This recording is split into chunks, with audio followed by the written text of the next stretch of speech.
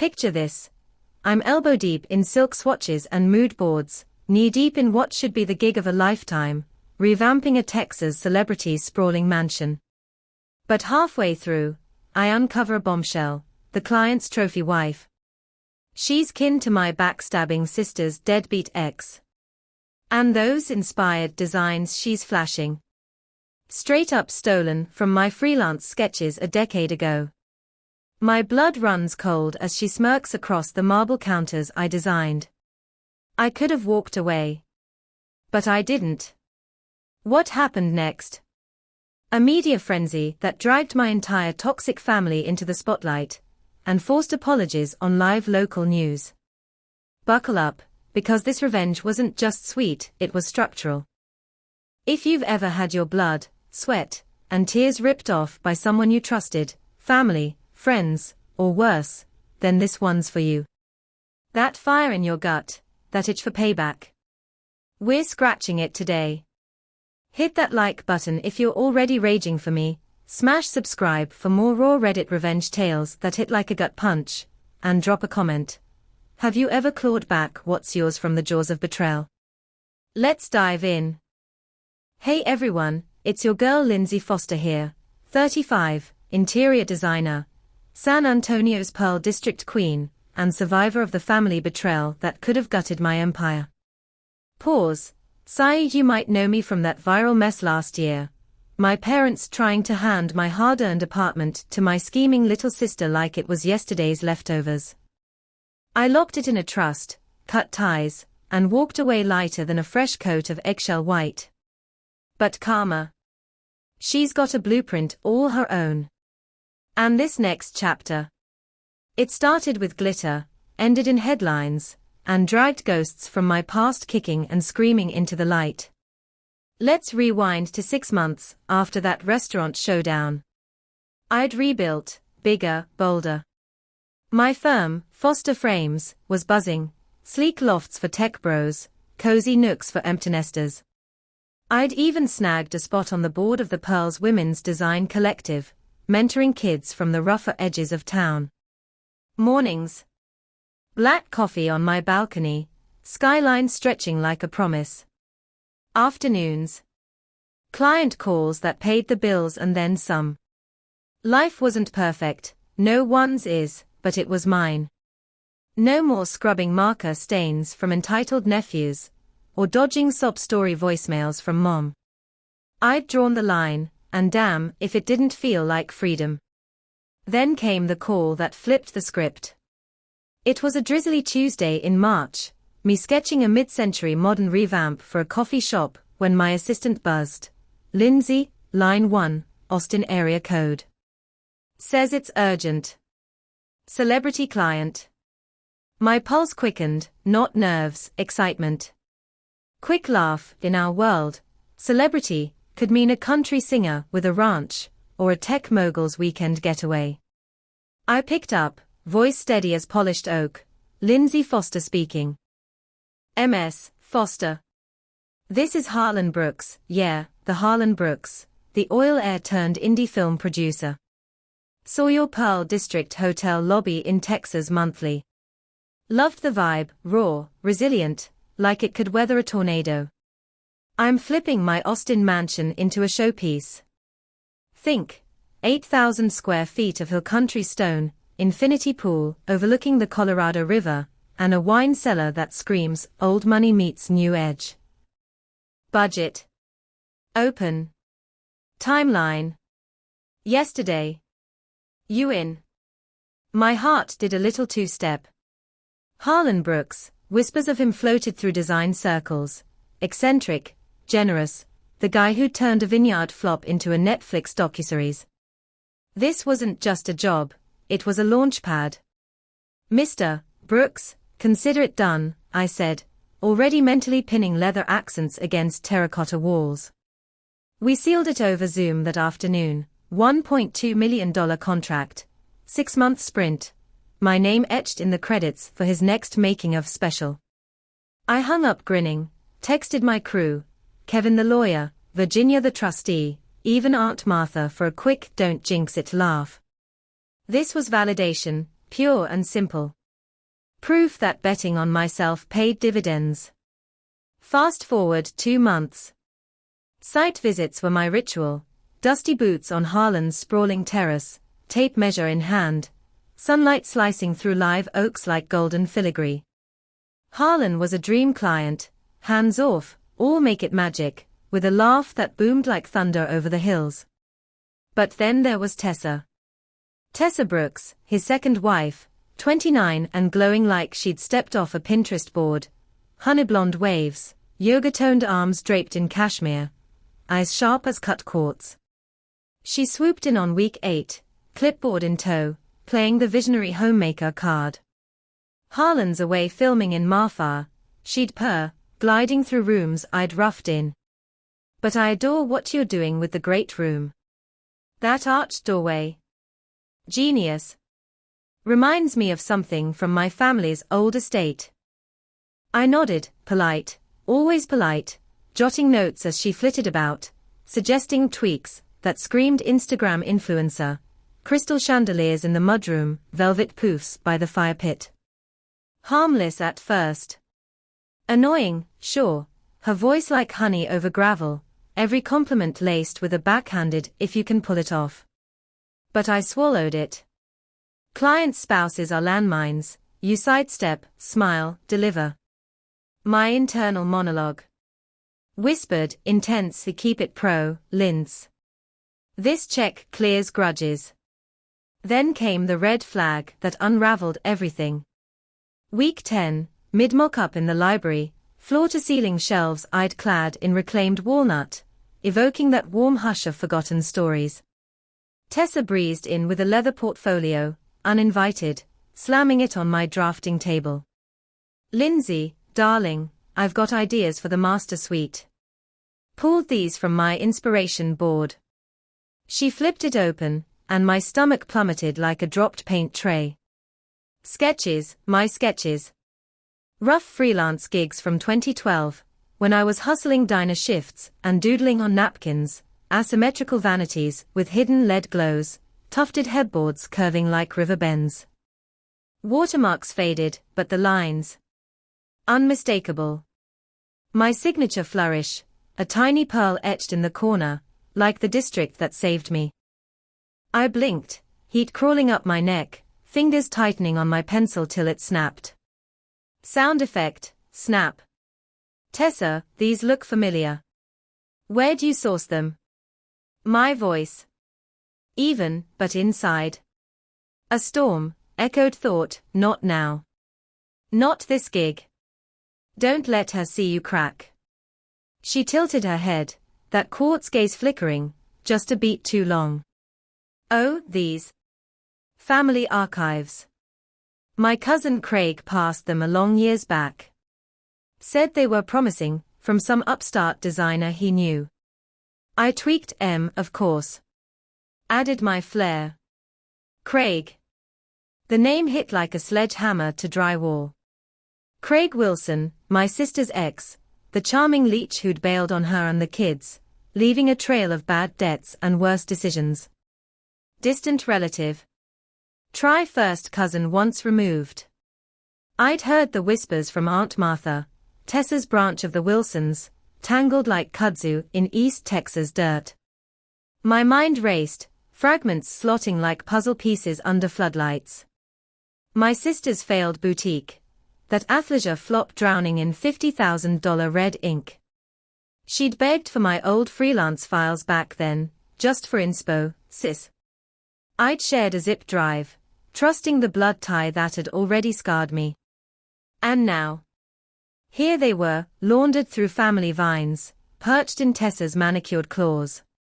Betrayal didn't just sting, it seared, a phantom ache in my chest like inhaling paint fumes. Pause, raw, she didn't just take my home. She took my soul's work. I forced a smile, brittle as cracked plaster. Fascinating. Mind if I borrow these for reference? She handed them over with a wink. Keep We're practically family now. That night, back in my pearl loft, city lights mocking me through rain-streaked glass, I paced. Bare feet slapping cool tile, heart hammering like a misfired nail gun. Footstep SFX expose her, and Harlan bolts. Kiss goodbye to the payout, the exposure. But swallow it. Let her strut my theft like a catwalk queen. No. The injustice coiled in my gut, hot and unrelenting, years of being the strong one, the afterthought, reduced to a footnote in my own story. I poured a glass of Malbec, the tart bite mirroring my resolve, and dialed Kevin. Dig. Everything on Tessa Wilson Brooks. Anne Craig. Cross-reference my old files. His voice crackled steady, on it. But Linz, this could blow up. Defiant good, I thought, staring at the skyline's indifferent glow. Let it. Next site visit, Tessa up the ante, strutting through the kitchen I'd mocked in quartz and brass, barking orders to my subs, no, deeper veining on the counters. Like in my sketches. My crew shot me glances, brows furrowed like question marks in the dust. I bit my tongue till it bled, metallic tang grounding me. Not yet. But inside. A roar, this thief, this Wilson echo, waltzing over my empire like she owns the deed. Harlan called midweek, oblivious, Tessa raves about you. She's got vision, family gift, you know. I murmured agreements, fingers white-knuckling the phone, the lie tasting like ash. By week 12, the dirt piled like unsorted swatches. Kevin's report landed in my inbox at 2 a.m., timestamps on emails from Craig to Tessa, forwarding my zipped files with notes like use this, girls too broke to notice. Screenshots of my sister's boutique site, hawking knockoffs of my early concepts, vanities rebranded as Wilson Originals. And Tessa. She'd shopped them to Harlan's inner circle, pitching as her heritage line. The powerlessness hit like vertigo, me, the self-made fortress, crumbling under inherited rot. I slammed my laptop shut, breath ragged, tears hot on my cheeks, not sorrow, fury. They underestimated me again. Thought I'd fold like cheap laminate. That's when the turning point cracked open, a quiet dawn on my balcony, coffee cooling untouched, resolve hardening like curing epoxy. No more hiding. I build. I expose. On my terms. Revenge planning. Meticulous as a custom millwork in store. First, backups.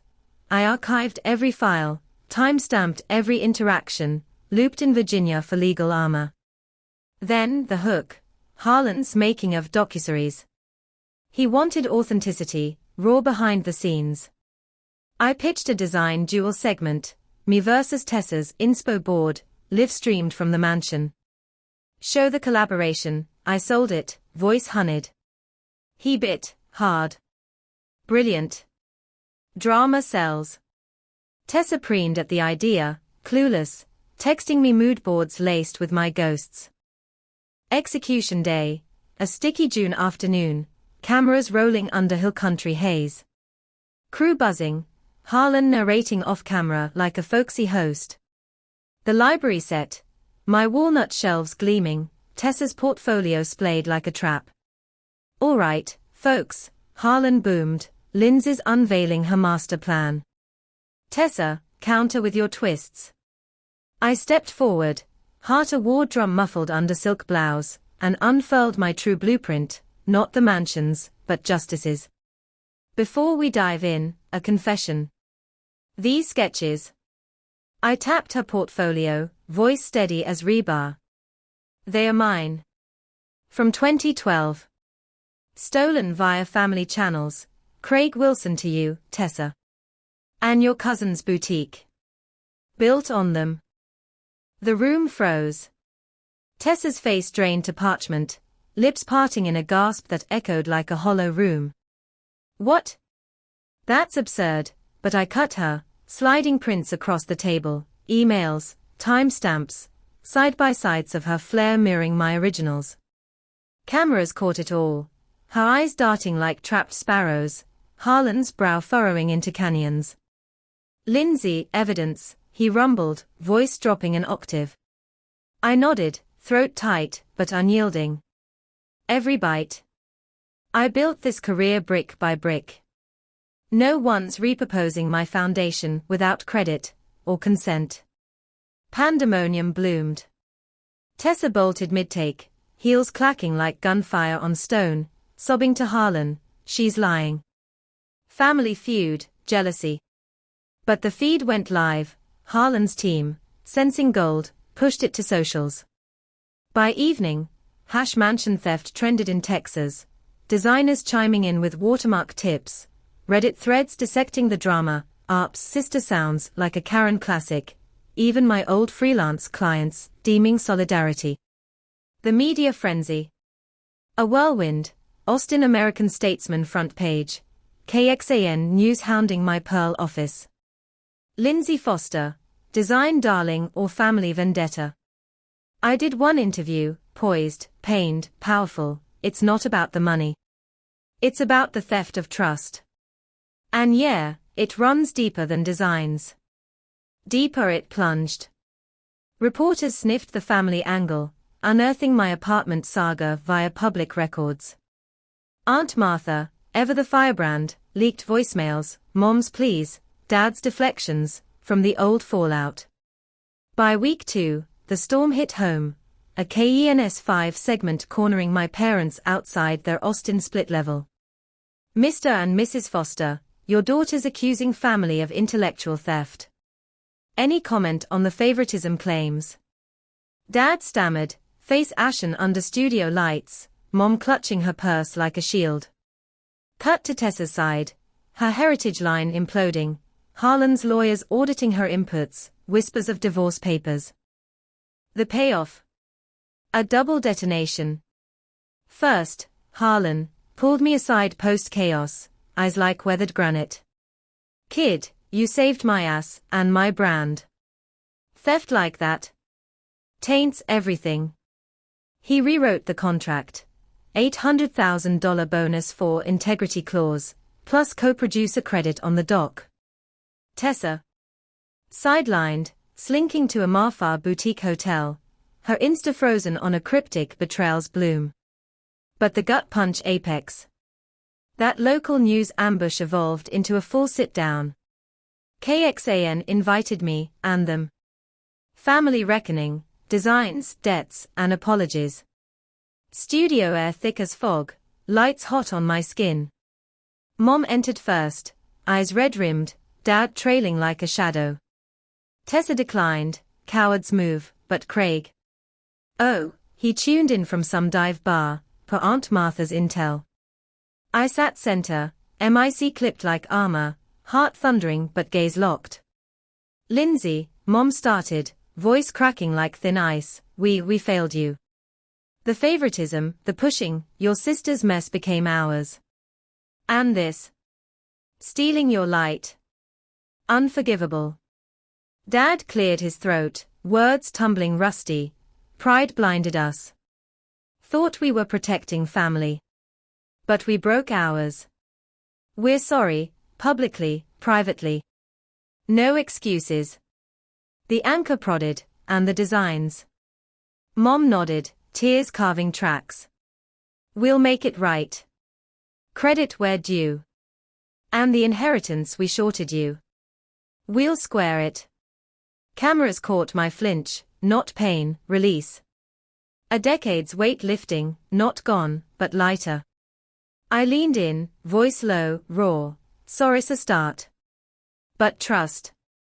That's a rebuild. On my timeline. Cut to commercial, me exhaling, shoulders dropping, the crew's nods like silent applause. Online.